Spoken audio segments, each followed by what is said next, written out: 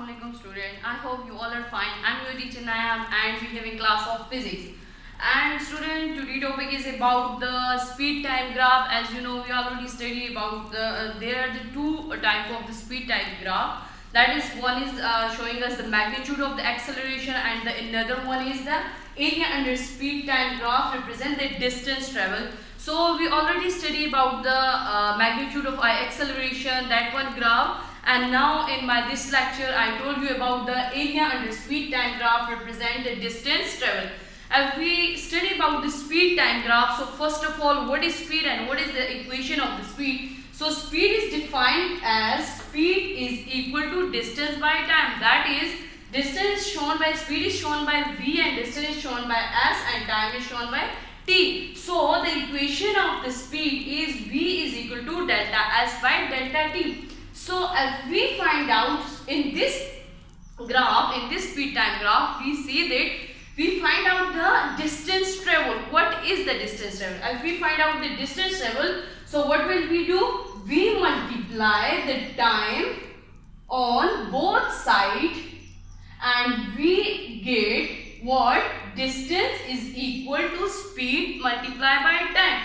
So it is the equation to find out the distance by speed and time. So the equation is written as delta s is equal to v multiplied by delta t. So this quantity is the speed time graph is represented as area under curve. For example, we have a curve that is shown that it is a shaded portion that shows how much body travel, what is the distance, what is the speed and what is the time. So if you look over here, this is a rectangular shaded region and they show us their speed is 8 meter and the time which are they taken to cover this speed, that is the 4 seconds. So the area, they have area, length and width. So area represented by A, length is represented by L and width is represented by W. So the equation for the area is equal to length and width. So L for length and W for width. Or we also written this equation just like that because length is a time and width is a speed. So we write this equation as A is equal to delta T and is multiplied by delta V. Delta T is length and delta V is their speed. And we also written this equation as just like this because the distance equation is delta s is equal to v multiplied by t. So therefore I wrote with here if A is equal to delta v multiplied by delta t. It is the equation for the area. Now simple putting, what is the putting, how we put the values. So as you know, delta v is equal to Vf minus Vi and delta t is equal to Tf minus Ti. So this is the initial position and this is the final position. So we put over here, this is the final position. First of all, what is the final position? What is the final speed? So the final speed is 8 meter. So I put over here. And what is the initial position? So initially they are started from the 0. So 0 is the initial position and meter per second.